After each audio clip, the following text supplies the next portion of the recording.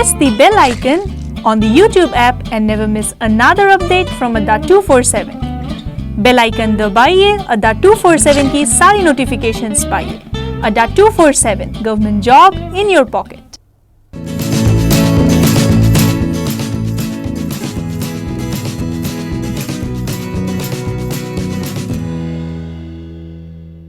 Hello friends, this is Anchal and I welcome you all on Adda247 on another session of root words.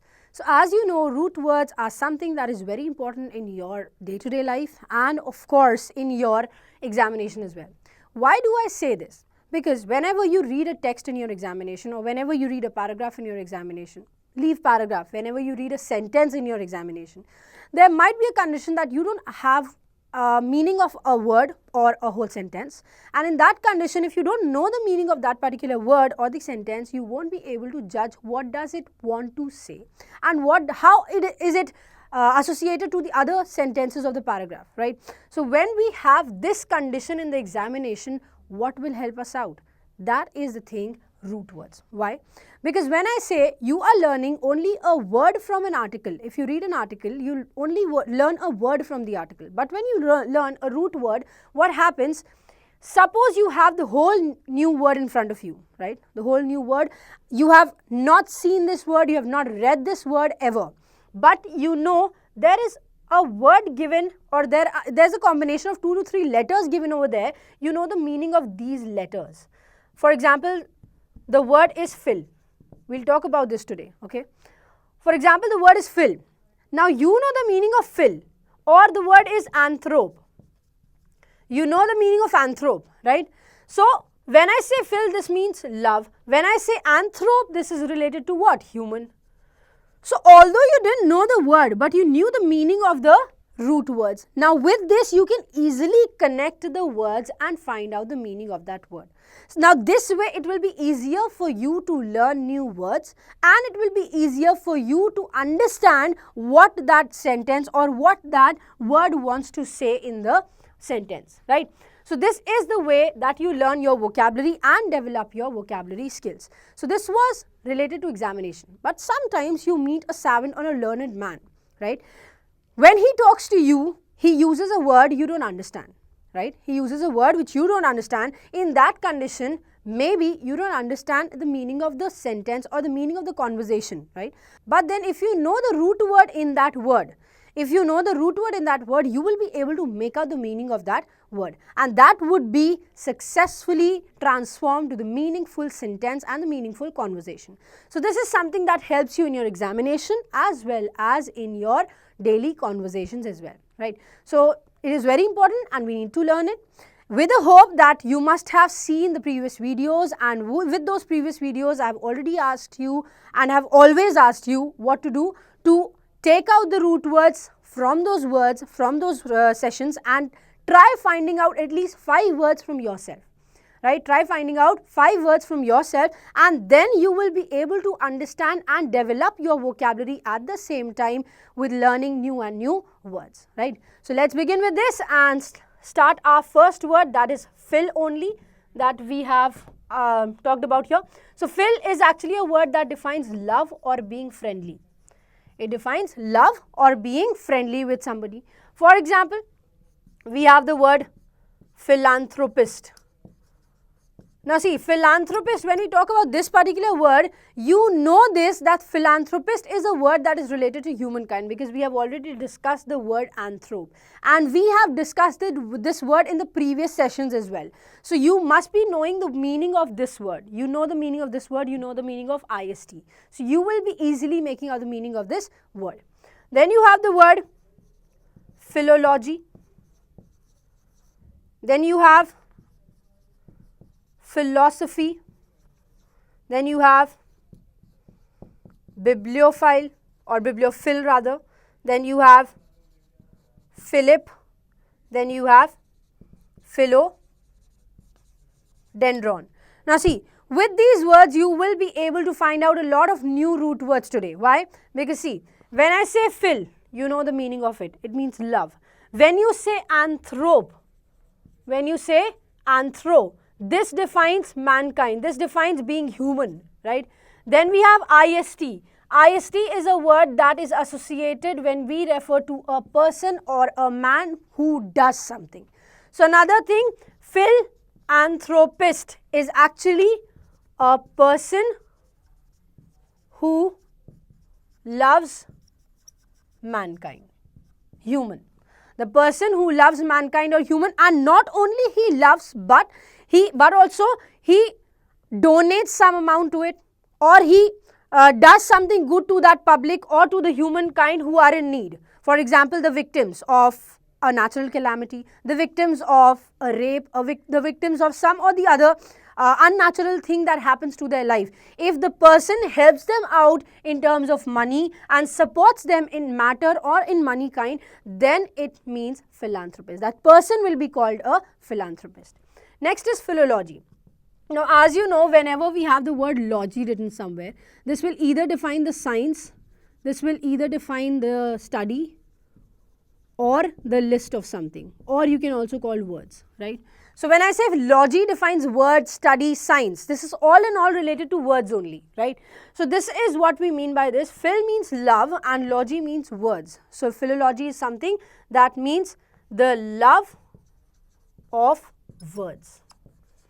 Then we have the word philosophy. Philosophy is a word, or Sophy is a word that defines your wisdom, your intelligence, and phil means love. So philosophy is nothing but the love of wisdom. The love of wisdom is what you define through philosophy. Then you have the word bibliophile. Now when I say biblio is again a word that defines books. Biblio is a word that defines books. And when I say phil, this is again related to love. If I say file, bibliophile, this will become a person. Phil is loving books. This is an activity actually. This is a name of a verb. Loving books is bibliophile. But when I say bibliophile, this will become a person who loves books. Similarly, we have Philip. Philip is a lover of horses. One who loves horses is called a Philip. Next is philodendron.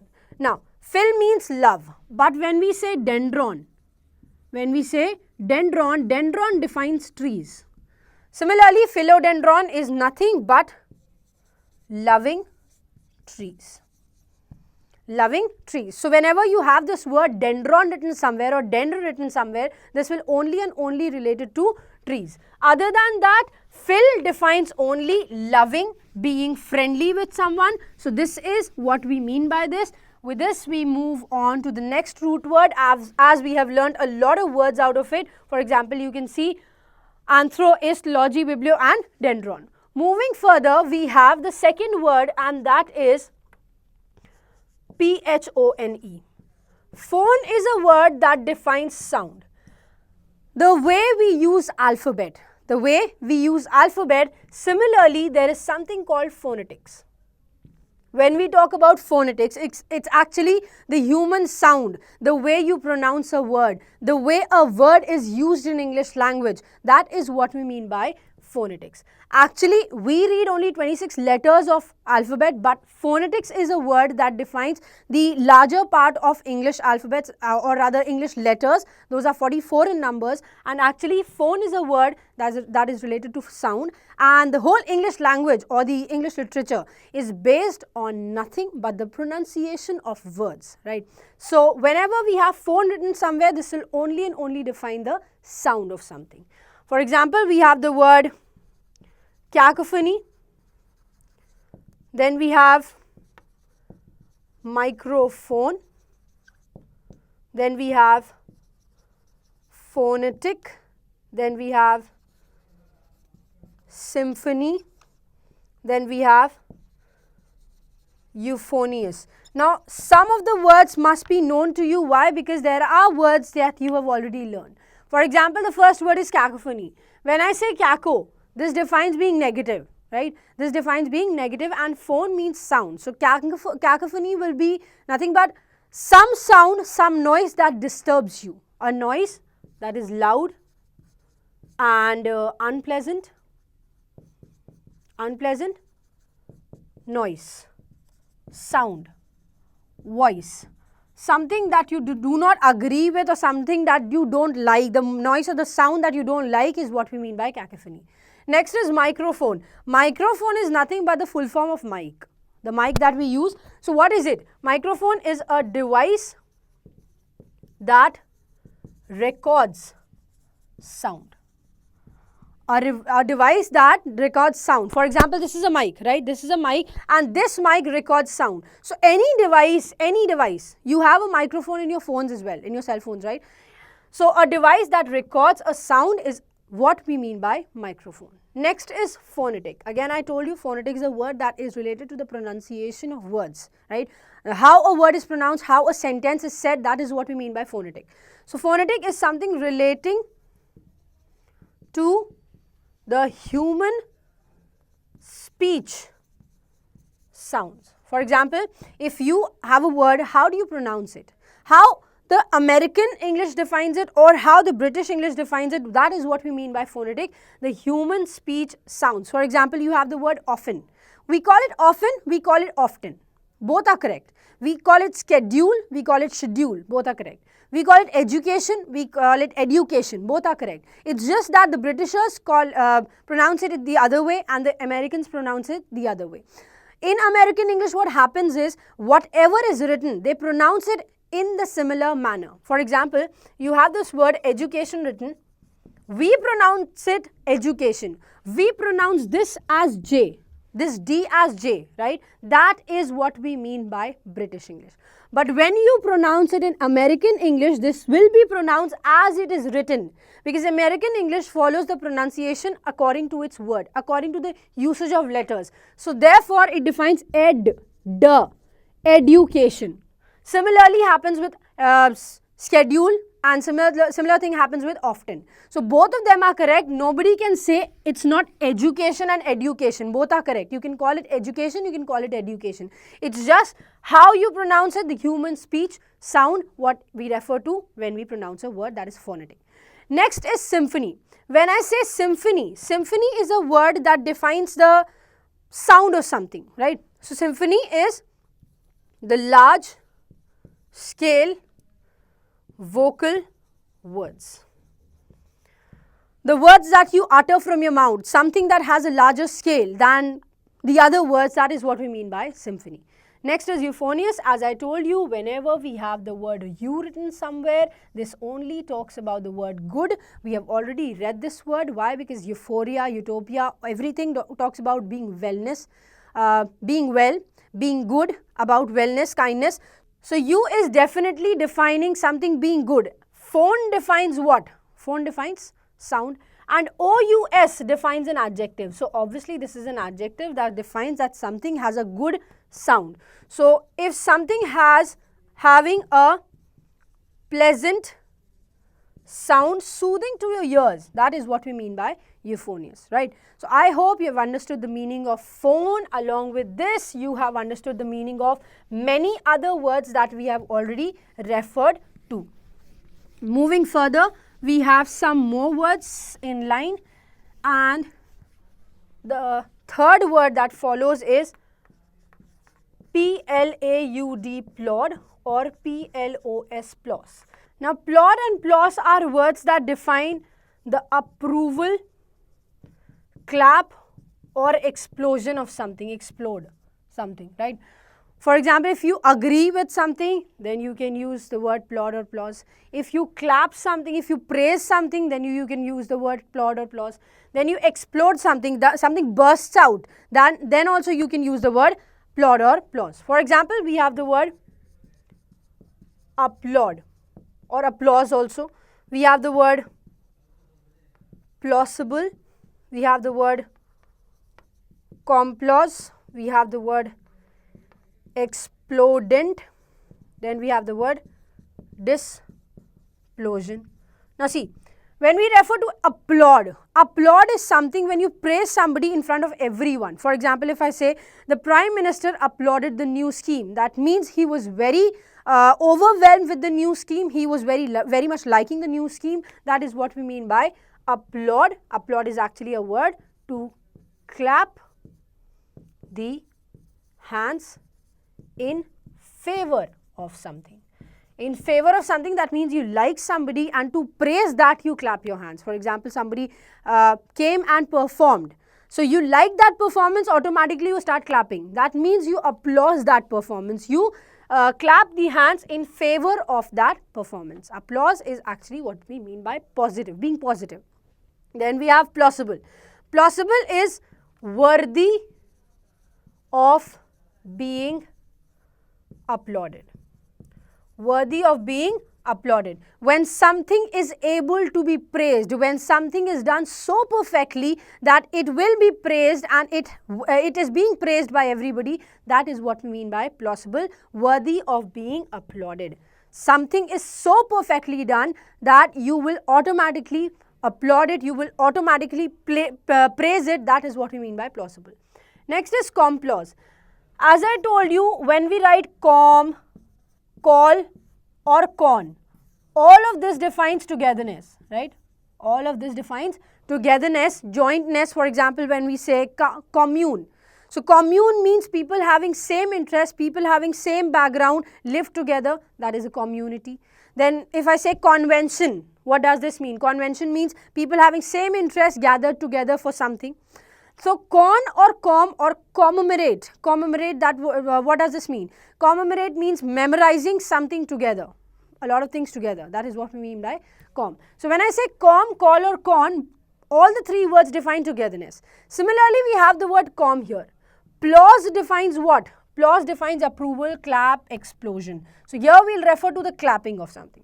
Com means together. So complause means clapping together to praise somebody, right? If, for example, somebody enters, somebody has won the match, and if that person enters, you automatically start clapping for that person to praise him. So that is what we mean by complause, clapping together. When a lot of people clap together, that is what we mean by complause. Next is explodent. Explodent is an exploder. Now, exploder can be a device or it can be a human being as well. It can be a person who is exploding the bomb or something explosive. An exploder can be a device that will explode to destroy. So explodent is an exploder. It can be a human being or it can be a device. Both are correct. Displosion. Displosion means explosive discharge. When you discharge something and it explodes, it bursts out, that is what we mean by displosion. So all in all the words phone, plod, plos, everything defines what? Everything here defines being clapped, being approved or being exploded, right? With this we come to the fourth word, and that is PHYT, fight. Now PHYT or PHY, both of them defines plant, trees or to grow. See, plant and tree differs. Plants are always small and trees are always big. So dendron defines being bigger and plant defines being smaller, right? So when I say fight, this means plant, and it also defines growing, growth of something, right? For example, we have the word epiphyte, we have hydrophyte, we have neophyte, we have acrophyte. Now again you are going to get a lot of words out here. Why? Because when I say epiphyte, epiphyte defines a plant that is independently growing on another plant. How is that possible? That is obviously possible. And how is that possible? I'll tell you. Whenever there's a, suppose if there is a bird, right? If there's a bird, that bird takes a plant or a flower or some fruit from somewhere, and that bird starts eating it but on another plant. The fruit was from some other plant and the bird is eating it on the other plant. Now maybe some seeds of that fruit are left on that plant, and then those seeds get nutrition from the other plant and it starts growing from there. So that is what we mean by epiphyte, when a plant grows independently on another plant. That is what we mean by epiphyte. A plant growing independently on another plant. Next is hydrophyte. Now everybody knows that whenever we write hydro, hydra, aqua, everything like this defines what? Water. Everything like this defines water. When I say hydrophyte, phyte is actually plants and hydro means water. So a plant or any plant that grows in water is what we mean by hydrophyte. So every plant that grows in water is what we mean by hydrophyte. Next is neo. See, the word neo defines being new, right? The word neo defines being new and phyte defines what? Phyte defines the plant. So neophyte is actually a plant, phyte is actually a plant, but when I say neophyte, this defines novice. Novice means it's actually a beginner. It will refer to a beginner of religious beliefs. For example, if a person turns himself from one religion to the other religion, that is what we mean by neophyte, novice. That means a person transformed into another religion or belief. So this is automatically referring to somebody who is a novice who is a beginner. You can always call it beginner in something, right? But this is actually related to being religious. Next is acrophyte. Acro is a word that defines what? Acro defines height. Acro defines height. Being at a huge height, that is what we mean by acro. And phyte means plants. So acrophyte is nothing but a plant growing at high altitude. All the plants that grow on mountains are acrophytes, right? All the plants that grow on mountains are acrophytes. So whenever we have this word phyte, this will always define what? This will always define plants, and if you have any of these words written somewhere, it will define plant, growing, it will define trees, books, science, human, people. So everything that is written over here is again very important for you. With this we come to the last word of this session, and that is neum. Now see, P is written but not pronounced. P is written but not pronounced. It is pronounced from N, neum, and it defines something related to breathing, something related to lungs or spirit. For example, we have the word pneumonia. What does this define? We have the word pneumatic. What does this define? We have the word dyspnea. What does this define? We have the word pneumectomy. What does this define? See, we have a lot of words here, but then again you have to understand the meaning of these words as well. The first word is pneumonia, and you must have heard about this word. Why? Because this is a disease which happens with everybody. Not with everybody, but it's very common. It's a very common disease, so it happens with any person every now and then. So when I say pneumonia is it is actually related to breathing or lungs. Pneum is related to breathing or lungs, and monia is actually a disease. So this is a disease that causes inflammation in the lungs. When you have uneasiness in your lungs, when you have itching problem in your lungs, or when you have very swell, if your lungs swell, that is what we mean by pneumonia, and because of this you get a huge and a high temperature in your body. You get a high temperature in your body, you suffer through fever, that is what we mean by pneumonia. Next is pneumatic. Pneumatic is related to using the force of air. When something is done using the pressure of the air, the force of the air, that is what we mean by pneumatic. This is actually related to respiratory system. When somebody is unable to breathe, then automatically the bypass is being put here and they are given the force of air to breathe. That is what we mean by pneumatic. Then we have dyspnea. Now see, whenever we have this word dys written somewhere, as I have already told you, this defines a difficulty of being somewhere or doing something. So dyspnea, nia is related to breathing or lungs, dys defines difficulty.